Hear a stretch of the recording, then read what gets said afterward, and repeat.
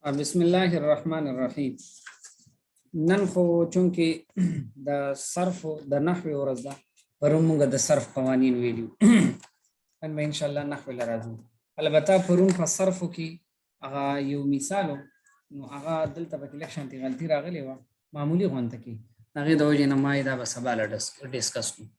نو دغه مختصر غونته کې څه تاسو ته وایم خلی هغه چې دی نو د محموز دریم نمبر قانون نمبر 3 اوادمو والا قانون. نو موږ دا خبره کړې و چې کله دوه همزې رايوځي شي په یو کلمه کې او دوه متحرک وي، نو دې ته موږ ګورو یو چې مکسور پکې یو حمزه شته او کو مکسور پکې یو حمزه وا، نو دغه حمزه به یا سره بدلو، او کو یو حمزه پکې مکسور نه نو بیا به واو سره بدلو. دا واو مثال خو دقه اوادمو ده کنه، دا اصل کې اادمو، نو ا دا اصل کې سو اادمو، نو دوه حمزه متحرک را للی او یو حمزه پکې مکسور نه ده، نو لہذا دا دوه حمزه په واو سره بدل کړه نو اوادمو ته جوړ شو. او کو نه یو حمزه پکې مکسور او بیا په یا سره بدلو، لکه داغي مثال دی جائن. ګورې دا اصل کې و دا جاء یجئ، یعنی اجوفی ای او محموز اللام دی دا، نو دا جائن اصل کې و جائئون. صحیح شولا. بیا په دې باندې قائلون والا قانون لګي، دا غل موږ نه دی ویل قائلون، دا موږ په اجوف کې ان شاء الله وایو. نو دا غي د وجه نه دا یا نه دی، دا په حمزه سره بدل شول، نو دې نه څه جوړ شو جائئون. نو تاسو ګورئ په یو کلمه کې دوه حمزه جمع شولې او یو حمزه پکې مکسور ده، نو لہذا دا دویمه حمزه چې دنو دا موږ په یا سره بدل کړ، نو دې نه څه جوړ شو، دې نه جوړ شو جائئون. بیا تاسو خیال وکړئ دا جائئون کنه، نو ګورې په دې یا باندې زما ثقيل ده یعنی درانه ده، نو په دې وجه سره دام او غرزول چې غرزول، نو دې نه څه جوړ شو جائین. خیالم کړی دی جائین، نو بیا التقاء ساکنین راغی د یا او د نون په منځ کې، لہذا دا یا چې کم ده نو دام او غرزول، نو څه دې جوړ شو جائین ته جوړ شو. ځکه دا جائین یا داسې شو یا جائین، دا یو شی دی کنه، خیالم دی. نو لیکي به مونږه د قشانت جائین. په هر حال دغه اصل کې دا دغه چې دي قوانین په دې کې ډیر زیات لګیدلي دي. ښا نو ګورئ ښا جائین اصل کې سو جائئون، بیا په قائلون ولا قانون لګیدو، نو دا یا چې دا حمزه سره بدل شول، نو د دینه جائئون جوړ شو جائئون. صحیح شولا. بیا د دې اوادم قانون پرو سره دا دویمه حمزه چې دا په یا سره بدل شولا، نو جائئون ته جوړ شو. بیا یا باندې زم ثقيل و په دې وجه سره دا یام او غرزوله، نو دین څه جوړ شو جائین. خیالم دی. بیا په یا او په نون کې التقاء ساکنین راغی، نو یام ته او غرزو، نو جائین ته جوړ شو. صحیح شو دی. نو به هر حال دا چې دینو دا مکمل خلاصه شوله، او اوس راځو مونږه د نحوی کلاس ته. د نحوی تعلق چې کوم دی نو دا څه خبره ده چې د اسم مونږه 15 تقسیمات ویلی وو، چې را د دې تقسیمونه 15 دي. نو تقسیم نمبر 4 تقسیمونه مونږه د دې ویلی وو. 5 نمبر تقسیم ته مونږ راځو چې اسم د عامل او د غیر عامل په اعتبار سره د اسم تقسیم لمونږ راځو. یعنی مطلب دا چې کم اسم عامل دی او کم اسم غیر عامل دی. خیالم دی. لکه ګوره فعل عامل کې دی چې فعل همیشه عامل وي، لکه ګوره ضرب زید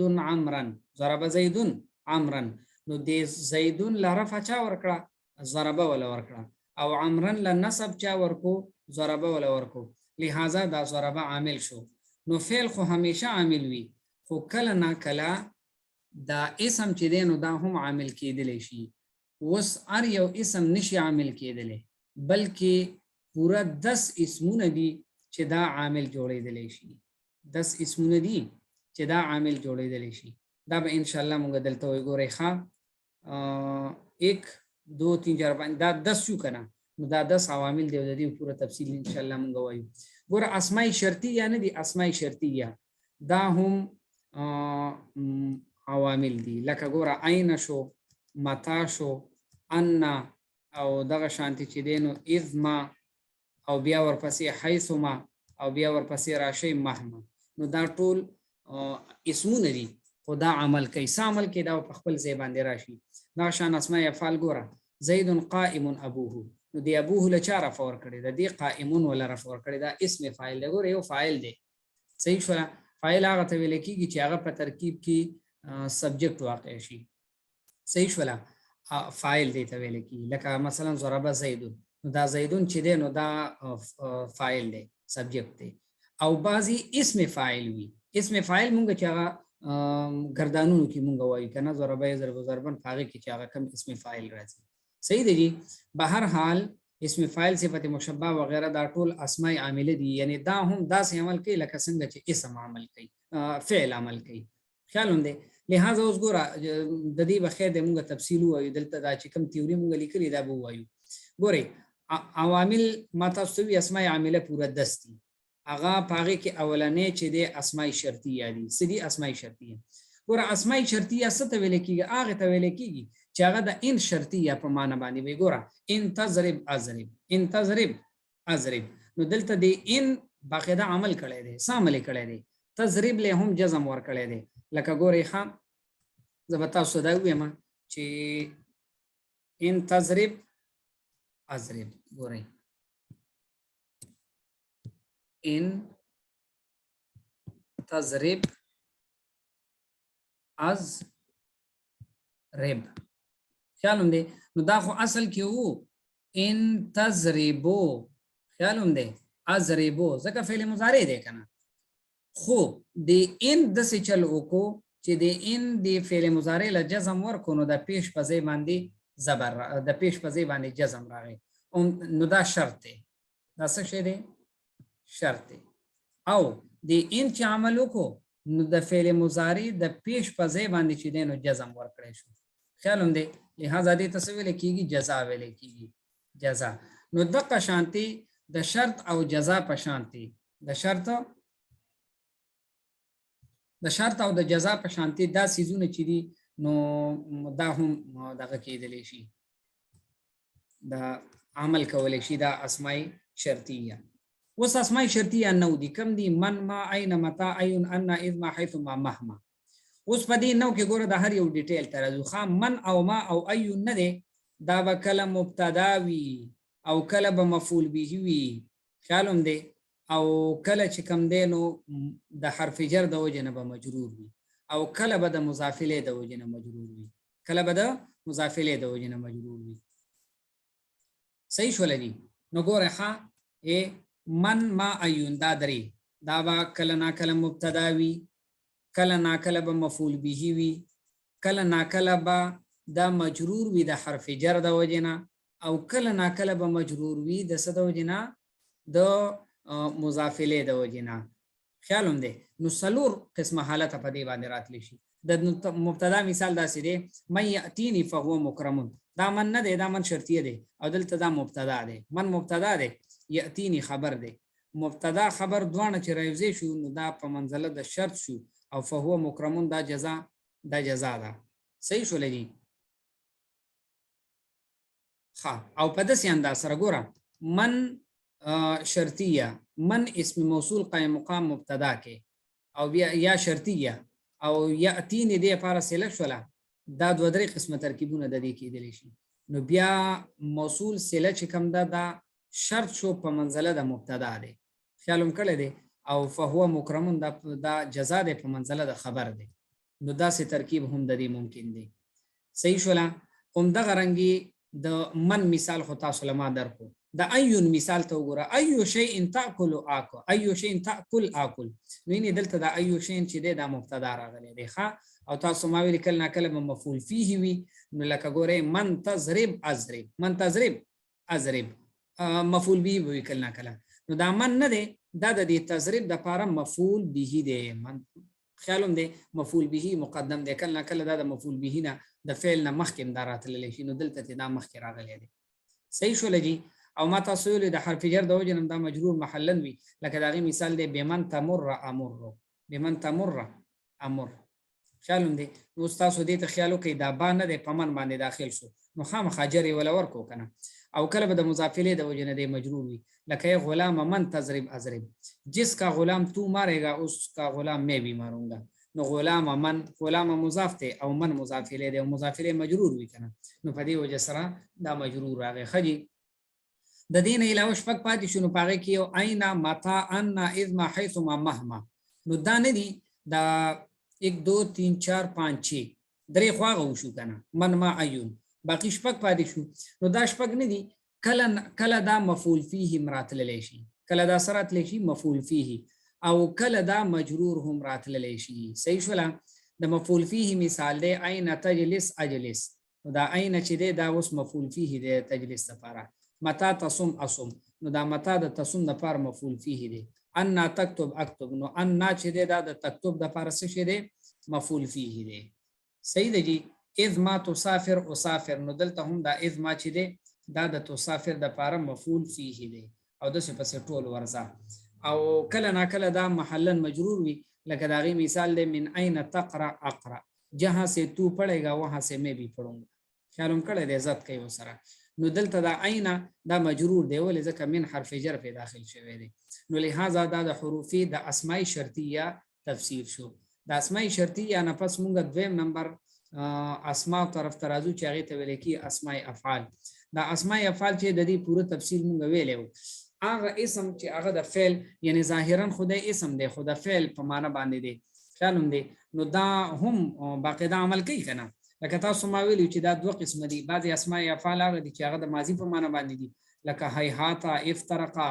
او سر خیالوم کړه دی سرعان خیالوم دی او دغه شان بعضی اسماء هغه دي اسماء افعال چې هغه د فعل امر په معنا باندې لکه روي د دام هل په معنا باندې دی بل هدا دا په معنا باندې دی حي هل د ایت په معنا باندې دی او د څه په صدا ټول راشه اوس دا اسماء افعال چې د ماضی په معنا باندې کنه نو دی به عمل سکی دی به فاعل لرف اور کوي دی به فاعل لرف اور کوي او هغه اسماء افعال چې هغه د امر په معنا باندې نو دی به مفعول به له نسب ور کوي لکه ګوره روي د زیدن نو دی زیدن له نسب ور کوي صحیح شول دي ها وسو اسماء عاملو کې دریم قسم اسم فاعل ترازو اسم فاعل ګوره یو فاعل دی یو اسم فاعل دی تاسو ما خبره کړې و چې فاعل دی ته ویل کېږي چې هغه په ترکیب کې فاعل واقع شي کم ته چې موږ سبجیکټ وایو صحیح دی او اسم فاعل چې هغه باقاعده په ترکیب کې د په دې صيغو کې چې کم موږ وایو چې په ثلاثي مجرد کې به د فاعلون په وزن باندې وي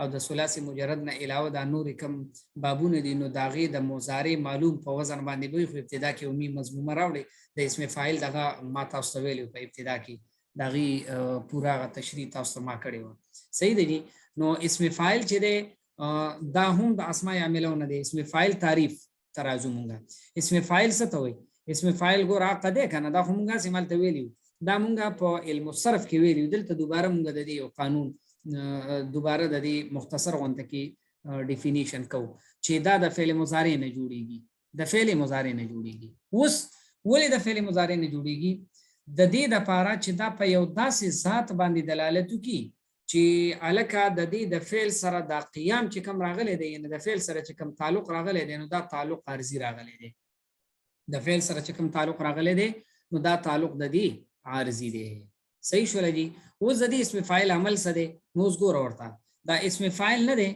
نو اسم فاعل چې د کم چانه جوړ شوی دی یعنی د کم فعل نه جوړ شوی دی بس ګورو بنو هغه فعل څنګه عمل کوي نو د قشان بدا اسم فاعل هم عمل کوي اوس ګور ورته فعل چې کله لازمی وي ګوره د فعل دوه قسمونه دي کنه یو فعل لازمی دی بل فعل متعدی دی دا به ان شاء الله د فعل په بحث کې راشي فعل لازمی څه ته ویل کیږي چې هغه صرف په فاعل باندې تام کیږي یعنی هغه ته د ابجیکټ او د مفعول ضرورت نشته دی لکه مثلا قام زید زید کړه هو یا زید ادریدو نو آیا په دې صورت کې د زید د پاره د بل څه د قام زیدون کنه نو د قام د پاره مفعول به ضرورت شته دی نه د مفعول به ضرورت ورته شته دی نو بس الریډي اتوماتیکلی خپل پته ولګیدله بس فعل دلته خبره پوره شوله چې زید چې دی نو هغه ادریدو خیالم کړی دی دلته د مفعول ضرورت نشته بعض افعال داسي چې هغه ته د مفعول ضرورت هم وي لکه ضرب زیدون زید نے مارا نو یې ډایرکټ په ډایرکټ سره وي چې زید نے کس کو مارا خیال دې دلته اوس د مفعول به ضرورت دی نو پته ولګی چې ضربه فعل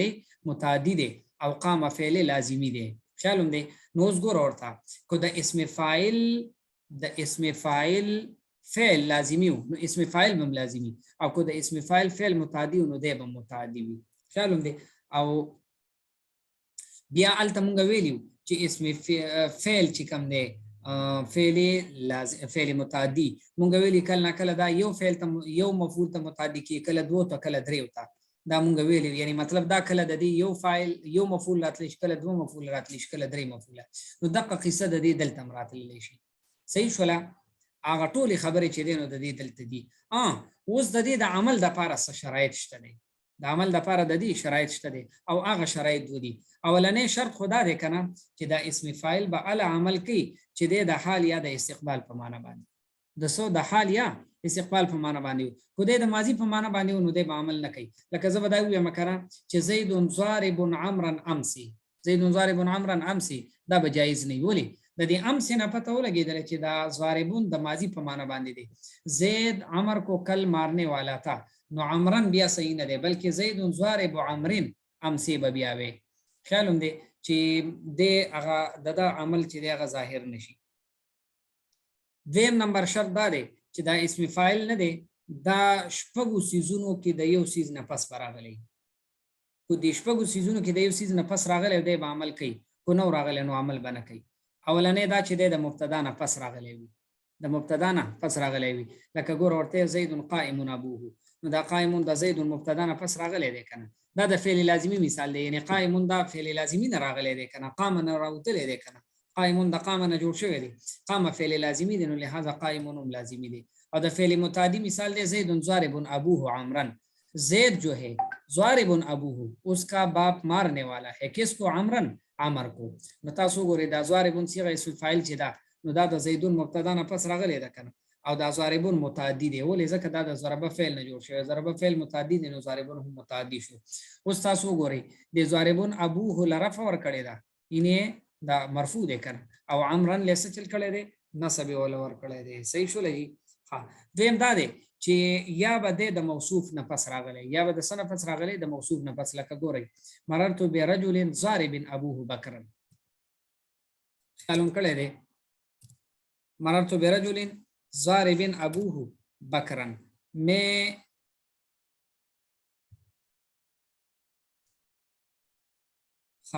میں گزرا ایسے آدمی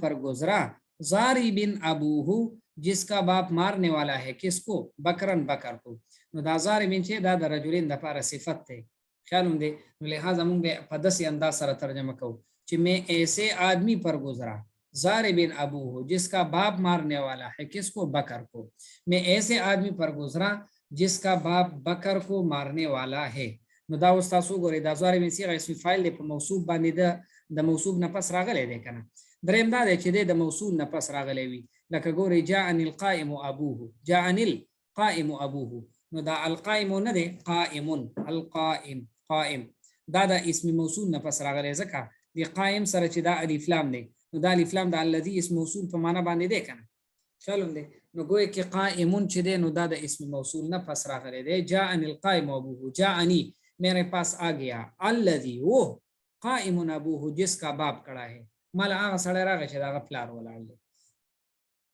صحیح دی جی یا بدی پس د ذوالحال نه پس راغلی وي ذوالحال حال دا ذوالحال حال چې کوم دی حال دا به ان شاء الله مونږ خو ویلې د دې پوره تفصیل نه دا به ان شاء الله روس بیا وایو خو به هر حال د ذوالحال نه پس بده راغلی لکه دی مثال دی جاءني زید راکبا غلامه فرسا نو دا وسوګوري راکبا نه دی دا حال دی او زیدون د دې لپاره ذوالحال دی نو تاسو وګورئ د زیدون ذوالحال نه پس راکبن اسم فاعل راغلی دی کنه نو د دې معنی دا چې جاءني زید میرے پاس زید آ گیا راکبا غلامه اس حال میں ګوره د حال معنی به موږ په داسې انداز کوو اس حال میں کہ اس کا غلام سوار ہے کس پر فرسن گھوڑے پر صحیح شولا پنځم نمبر دا دی چې دا د حمزه استفهامی نه پس راغلی وی لکه ګوره ضارب زیدن عمرا کیا زید عمر کو مارنے والا ہے نو تاسو خیالو کوي ضاربون اسم فاعل د حمزه استفهام نه پس راغلی دی صحیح شولا. او شپږم او اخیری دا دی چې دا به د حرف نفی نه پس راغلی وي. د حرف نفی نه پس لکه ګوره ما قائم زیدون، نو دا ما نافیه ده کنه، قائمون د دې نه پس راغلی صيغه اسم فاعل. ما قائم زیدون، زید کڑا نہیں ہے، زید کڑا نہیں ہے. صحیح شولا جی. اسماء عامله کې زموږ د سره سلورم نمبر قسم اسم مفعول دی. اسم مفعول، اوس اسم مفعول چې دا د فعل مجهول نه جوړیږي. صحیح شولا کنه. اسم مفعول چې دا د فعل مجهول نه جوړیږي. د دې مونږه په صرف کې د دې قانون ویلو. اوس د دې عمل سره د دې عمل دا چې دا به د خپل فعل مجهول په شان عمل کوي. نو ګور ورته د فعل مجهول د پاره چې کم فاعل راځي نو هغه ته مو فاعل نه وایو بلکې نائب فاعل وایو. ولهذا د اسم مفعول نه پسوم چې کم فاعل راځي هغه به فاعل نه بلکې نائب فاعل وي. صحیح شولا. او باقی هم حق خبره ده چې کو د دې د فعل یو مفعول ته متعدی نو دی به یو مفعول ته متعدی کو هغه دوه ته نو دی به دوه ته کو هغه درې ته نو دی به هم درې ته وي. لکه ګور ورته د یو فعل د یو مفعول ته متعدی کیدل مثال دا دی زید مضروب غلامه. نو تاسو ګورئ مضروب غلامه، نو دا غلامه مرفوع دی خو د دې مضروبون د لپاره نائب فاعل دی. څه شی دی؟ نائب فاعل دی. ځکه چې دا مضروبون دا مفعول اسم مفعول چې دا د فعل مجهول نه جوړیږي. نو فعل مجهول د لپاره فاعل نه وي بلکې نائب فاعل وي. نو د اسم مفعول لپاره به هم فاعل نه وي بلکې نائب فاعل به وي. نو دا یو مفعول تر دا نائب فاعل چې د ته مفعول وي، نائب فاعل ته مفعول وي.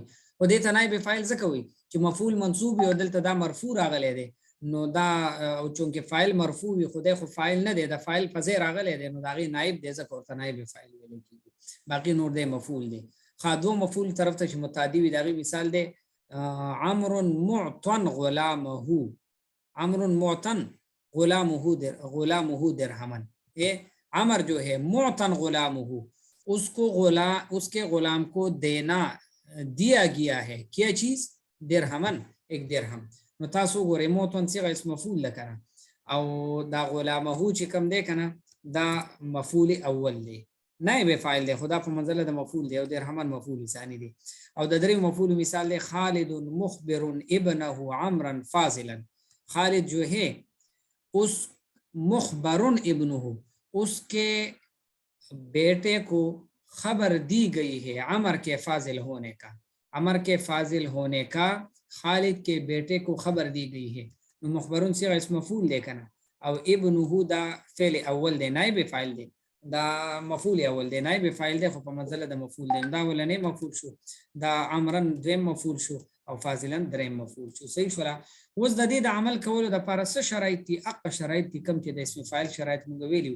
یعنی یو دا چې دا به اولنې دا چې دا به د حال یا د استقبال په معنا باندې وي، او دویم دا چې په هغه شپږو څیزونو کې د یو نه پس راغلی وي. صحیح شولا. پنځم قسم زموږ سره صفت مشبہ دی. نو صفت مشبہ نه دی، صفت مشبہ هم د اسم فاعل په شان دي. او صرف دومره خبره ده چې صفت مشبہ چې دا فعل د اسم فاعل دا د فعل لازمی نه جوړیږي او فعل متعدی نه جوړیږي. صفت مشبہ صرف د فعل لازمی نه جوړیږي. دیم دا خبره ده چې د اسم فاعل د فعل سره تعلق دایمي نه بلکې عارضی وي، عارضی غونډه کې. لکه ګوره زه یو سړی وام نو زه ضاربون یم، او چې کله زه نه وام بیا زه ضاربون نه یم. او صفت مشبہ چې دی د فعل سره تعلق دایمي وي، همیشه وي. لکه ګوره حسنون شو مثلا، زه دا وایم مکانه چې خالد حسنون، خالد خوبصورت ہے. نو د خوبصورتی خو د لږ وخت لپاره نه، دا خو همیشه یې کنه. نو اینی دا صفت مشبہ چې دا نو په دې کې د فعل سره تعلق د دې دایمي او همیشه وي. صحیح شولا. وسو د صفت مشبہ عمل څه دی؟ نو د صفت مشبہ ګوره مونږ دا ویل چې صفت مشبہ د فعل لازمی نه جوړیږي. چې کله د فعل لازمی نه جوړیږي نو صفافت ولګیدل چې دی به صرف فاعل لره فور کوي، مفعول له بنس دی به د مفعول تقاضا د سره نه کوي، ځکه چې د مفعول به د فعل لازمی نه جوړیږي او فعل لازمی فاعل نه مفعول نه غواړي. نو لهدا صفت مشبہ به مفعول نه غواړي. لکه ګوره زید حسن غلامه، زید جو ہے حسن غلامه اس کا غلام خوبصورت ہے. نو یې غلامه چې دی حسنون ولا رفع ور کړی دا. صحیح شولا. اوس د دې لپاره شرایط دي. نو د دې لپاره شرایط بینه عقدی کم چې د اسم فاعل او د اسم مفعول لپاره دي. صرف دا خبره ده چې صفت مشبہ چې دا صفت مشبہ باندې الف لام نشي داخليدل. یعنی مطلب دا چې اسم موصول په دې باندې نشي داخليدل. صفت مشبہ نه ده په دې باندې اسم موصول نشي داخليدلی. اوس چې کله په دې باندې اسم موصول نشي داخليدلی نو لہذا هغه شپږو شرایطو کې هغه یو تلری کنو 5 شرایط پاتې شو. نو ګوره 2 شرایط شو. اولنې شرط دا چې صفت مشبہ به د اسم د حال یا د استقبال په معنا باندې وي، او دویم دا چې هغه مذکوره شپږو شرایطو کې اسم موصول تلری کدا باقی 5 پاتې شو چې دغه 5 کې د یو نه پس راغلی وي. صحیح شولا؟ ها شپږم زموږ سره اسم تبذیل له اسم تبذیل چې کوم دی کنه تاسو خیال وکړئ دا اسم تبذیل نه دی، دا بالکل د اسم فاعل په شان دی. خو اسم فاعل او اسم تبذیل کې فرق دا دی کنه چې اسم فاعل بس عام یو لکه ضاربون یو سړی چې دی نو بس مارنے والا. اسم تبذیل کې د دقه فعل والا معنی نه ده، لکه سیوا پکې پرتی. لکه ګوره ضاربون اسم فاعل دی، د ضاربون معنی ده مارنے والا، او اضربو دا اسم تبذیل دی، د دې معنی ده زیاده مارنے والا. نه دا زیادت د معنی چې پکې پروتي کنه هغه په اسم تبذیل کې. لکه اوس ګور ورته حسنون صفت مشبہ ده کنه د دې معنی د خوبصورت، او احسن معنی د بہت زیاده خوبصورت. نه د معنی زیادت په اسم تبذیل کې پروت وي. اوس د اسم تبذیل چې کم دینو عمل څه دی؟ اسم تبذیل چې دا فاعل لره فور کوي. چاله لره فور کوي؟ فاعل لره فور کوي. او د دې د فاعل نه د اکثر ضمیر مستتر وي. ها اکثر ضمیر مستتر وي او کله نا کله اسم ظاهر راتللی شي. صحیح شو لګي؟ اوس د اسم تبذیل استعمال په دریو طریقو سره دی. یا دا چې د استعمال په من سره کیږي، لکه زید افضل من عمرو. نو ګوره د افضل نه پس من راغلی دا د من په ذریعه سره استعمال شوی دی. یا به د دې استعمال د الف لام په ذریعه سره کیږي، مطلب دا چې په دې باندې الف لام داخل شوی، لکه جاءنی زید الافضل. یا الافضل الف لام په داخل شوی دی کنه. جاءنی میرے پاس آ گیا زید الافضل، زید جو کہ سب سے زیادہ فضیلت والا ہے. صحیح شولا؟ او یا به د دې استعمال د اضافت په ذریعه سره شوی وي، یعنی مطلب دا چې دی او بل چا طرف ته اضافت شوی وي، لکه زید افضل القوم. نو افضل مضاف ته القوم مضاف الیه، نو د اضافت په صورت کې د استعمال شوی دی. زید قوم میں سے سبزیاں زیادہ فضیلت والا ہے. صحیح شو لګي؟ وم نمبر زموږ سره مصدر دی. نو ګورې ها دا مصدر هم باقاعده عمل کوي. مصدر هغه ته چې دغه اسماء او افعال راوېستل کی کنه، دا موږ په صرفو کې ویلیو او په صرفو کې بیا موږ دا ویلیو چې په فارسی کې چې په اردو کې باندې کې نا ناراضي، لکه ګوره مارنا او قتل کرنا سونا. خیالم کړی دی دا چې دا د مصدر علامت دی. اوس د مصدر چې کوم دی نو دا د خپل فعل په شانتي عمل کوي، یعنی مطلب دا چې کو د دې فعل لازمي وو نو دی هم صرف فاعل لره فور کوي، او کو د دې فعل متعدی وو نو دی هم صرف دی به فاعل سره مفعول نسب ور کوي. او بیا څنګه چې هغه فعل چې دی یو مفعول ته، دو مفعول ته او درې مفعول ته متعدی کیږي، نو دغه شان دا اسم مصدر به هم یو مفعول ته، دو مفعول ته او درې مفعول ته دا هم متعدی کېدلی شي. صحیح شولا؟ اوس د دې د عمل کولو د لپاره شرایط سری. نو شرایط د دې دادي چې په ترکیب کې به دا مفعول به نه جوړیږي. صحیح شولا؟ کو دې مفعول به جوړیږي نو دې به عمل نه کوي. لکه زه به تاسو مثال درکم، اعجبنی ضرب زیدن. دا خو صحیح مثال دی، خیال هم کړی دی کنه. لکه زه به تاسو یم ضربت ضربا زیدن، ضربت ضربا زیدن. اوس دلته دی زیدن لنسب ضربا مصدر نه دی ورکړی، ښه ځکه چې دا ضربا خو د ضربت د لپاره مفعول مطلق دی، او مونږ ویلو چې کله په ترکیب کې دی مفعول مطلق واقع کېدی نو دی به عامل نه، لہذا دی زیدن لنسب چې دی دا ضربتو ولا ورکړی دی، ضربا مصدر ولا نه دی ورکړی. صحیح مثال دا دی، ګوره اعجبنی ضرب زیدن عمرا. اے اعجبنی مجھے تعجب میں ڈالا، ضرب نه دی، ښه دا ضربو دی.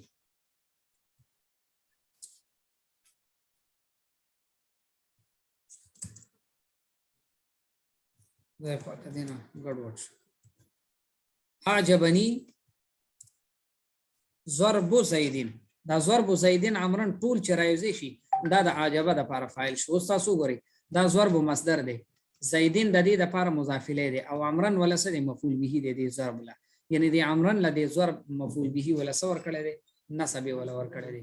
نو لہذا وګورئ ها اعجبنی ضرب زیدن عمرن تاسو بدره مټو आजबनी ज़ुर्ब ज़ैदिन अमरन, मुझे ज़ैद का अमर को मारने ने ताज्जुब में डाला है। आजबनी मुझे ताज्जुब में डाला, ज़ुर्ब ज़ैदिन ज़ैद के मारने ने, किसको?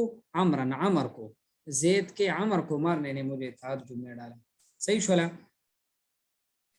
उस राजुम अतम नंबर किस्म जम सर इसमी मुज़ाफ थे, इसमी मुज़ाफ नो मुज़ाफ गोर मुज़ाफ इलैहि जर वर कई कना ख्याल होंदे लका गोरा गुलाम ज़ैदिन नो दे ज़ैदिन लचा जर वर को खुद गुलाम मुज़ाफ वर को اوس خبره داسې ده کنه دا مضاف الیه د دې په منځ کې یا لام مقدر وي لام لکه ګوره غلام زیدین دا اصل کې وو غلام لزیدین غلام لزیدین لہذا چې کله لام پکې مقدر وي نو دې ته اضافه لامیه وي چونکه لام پکې مقدر دی نو اضافه لامیه دي ته وي یا به د مضاف الیه په منځ کې من مقدر وي لکه ګوره خاتم فضتین نو دا اصل کې خاتم من فضتین خاتم من فضتین نو چونکه په دې کې من مقدر دی لہذا دې ته اضافه منی وي اضافه منی او بل ګوره ورته ښه دې ته اضافه بیانی وي اضافه منی ته اضافه بیانی وي ولې ځکه چې دا فضتین د خاتمون بیان کوي تفصیل کوي تشریح کوي وضاحت کوي لکه زه به دا وایم چې عندي خاتم فضتین میرے پاس خاتم ہے یعنی انگوٹھی ہے اس کس چیز کی ہے نو دا فضتین را لو دې تشریح وکړه چې د دغه دا د سو د چاندې د سپینو زرو د خیالم دی نو په دې وجه سره دې ته اضافه بیانی وي یا به د مضاف الیه په منځ کې فی مقدر وي لکه صمت الصوم اليوم نو دا اصل کې صوم فی اليوم نو چونکه په دې کې فی مقدر دی لہذا دې ته اضافه فی وی فی د فی نو ترې د اضافه فی وي صحیح شو لګي ها بس دا د ختمېدو والا دی 9 نمبر قسم زموږ سره اسم تام دی اسم تام اوس د اسم تام تعریف دا دی چې هر هغه اسم چې په خپل موجوده حالت کې وي بس یعنی مطلب دی نه چاته مضاف اسم نه ښه دې ته اسم تام ویل کی دا اسم تام چې کوم دی کنه دی به تمیز له نسب ورکړي دا اسم تام دا هر ځای کې ممیز وي اسم تام څه وي ممیز وي اوس دی چې دی نو تمیز له نسب ورکړي څه چل کوي تمیز له دی نسب ورکړي ها دا خبره خو وشوله اوس خبره دا ده کنه چې د اسم تام د تام کېدلو صورتونه سودي یعنی یو اسم په کم حالت کې تام کیږي نو دا غي تقریبا شپږ صورتونه دي یو دا چې دی به د تنوین د وجه نه تام کیږي لکه ما فی السماء قدر راحتن تنوین دا د تن باندې راغی کنه نو دا ممیز دی او صحابن تمیز دی صحیح شو لګي یا به د تنوین مقدر د وجه نه مضاف کیږي تنوین مقدر یعنی په دې کې بدن نه پټ تنوین پروت وي لکه زبداوی ما احد عندي 11 رجلا عندي 11 رجلا نو تاسو ګورئ دا 11 او دغه شان اکثرو دا چې دینو په دې کې د تنوین مقدر پروت دی دا 11 د دې قصه خو موږ پوره کړې وکنه دا اصل کې 11 نو بیا د 11 چې دی دا و خړو نو دی د وجه نه مبني شو یعنی متضمن کو دی مبني شو 10 هم مبني شو دغه خبره د وجه نه دغه شان دا اکثرو د اسم تفضیل دی اسم تفضیل خو چونکه دا غیر منصرف دی او غیر منصرف باندې کسره او تنوین نه راځي نو لهدا په دې کې تنوین د مقدر پروت دی دریم دا دی چې یا به دا تنوین یا به د تام کیږي د نون تسنیه د وجه نه لکه عندي قفیزان برن نو ګورئ ښه دا قفیزان دا ممیز دی او برن تمیز دی دا قفیزان تام شوی دی د نون تسنیه د وجه نه قفیزان دا تسنیه ده کنه یا به د تام وي د نون جمع د وجه نه لکه ګورئ قرآن مجید کې دی هل ننبئکم بالاخسرین اعمالا نو اخسرین ممیز دی اعمال تمیز او دا اسم تام دی د نون جمع د وجه نه دا تام شوی دی یعنی ځکه دا جمع دی کنه صحیح شو لګي پای نمبر دا چې دی به تام وي د هغه نون د وجه نه کم نون چې د نون جمع سره مشابه وي هغه نون د وجه نه کم نون چې د نون جمع مشابه وي لکه 20 درهمن اندي 20 درهمن نو دی 20 دا نون زبرنا چې دی نو دا خو جمع مذکر سالم جمع نه دی البته د جمع مشابه دی نو په دې وجه سره دی تام شوی دی د هغه نون د وجه نه کم چې د نون جمع سره مشابه دی 20 30 40 50 90 د 90 پورې دا ټول دایانی چې دی نو د دې ټولو د یو مثال دی صحیح شو لګي ها اوسو خبره دا سیده شپږم نمبر زموږ سره اخیری دا دی چې د اضافت د وجه نه دی تام شوی وی لکه ګورئ عندي ملئه نو دا ملئ نه دی هو ضمیر طرف ته اضافت شو د دې اضافت د وجه نه دا اسم تام شو لہذا ملئه چې دا ممیز شو اصلا ولا شو تمیز شو اخیری قسم ترازو دا مونږ ویلې هم دی اسماء کنایه نه دي دا باقاعده عمل کوي صحیح شو او دا هم عوامل دي اسماء عامله کې لسم نمبر زموږ سره اسم اسماء کنایات دي اسماء کنایات مونږ ویلو چې دا د عدد مبهم وي یعنی د عدد والا ابهام پدې کې پروت وي ها بځای ختمېدو والے کو تاسو ورځي ورشي یو پدې کې کم دی او یو پکې قضا دی خیالوم دی نو بیا د کم او قضا دوه قسمونه دي کم استفهامیه او کم خبریه دا کم نه دی د کم دوه قسمونه کم استفهامیه او کم خبریه کم استفهامیه چې د دې تمیز به همیشه منصوب وي په کم کې چې مونږه تپوس کوله کې کم رجلن اندک تیرے پاس کتنے آدمی ہیں کنا نو دې جواب ورکړي چې اندی قضا درهم میرے پاس اتنے درهم ہے او کم خبریه چې د دې تمیز به مجرور وي لکه کم مال انفقتو बहुत सा माल मैंने खर्च किया यानी कितना माल खर्च किया نه دا نو बहुत सा माल मैंने خرج किया نو دلته د دې تمیز چې دی هغه مفرد مجرور دی صحیح شولا او دا کله نا کله د دې کم خبريه په دغه باندې نه دی په تمیز باندې کله نا کله منهم داخليږي لکه کم من ملک فی السماوات والارض خیالم کړی دی نو دا د کم ممیز دی او د ملکین تمیز دی په منځ کې من جار راغلی دی صحیح شولا دا زموږ د لپاره د اسماء عامله او لس قسمونه چې دا پوره په تفصیل سره ویل شو ان شاء الله بل ورځ بعد د توابع بحث کیږي